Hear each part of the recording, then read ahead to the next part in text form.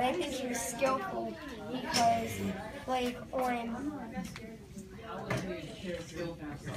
when he was trying to get, like, to find the recording studio in the underworld, he was, like, brave because he, like, told the person,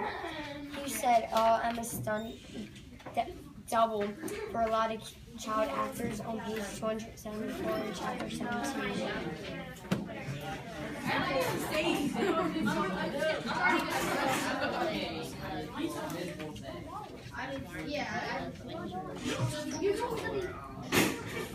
So I said that when he was at Krusty's,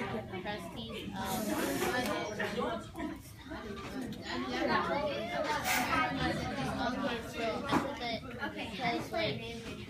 because he was like tricking Krusty into thinking that he was like great what he was doing, and so he was like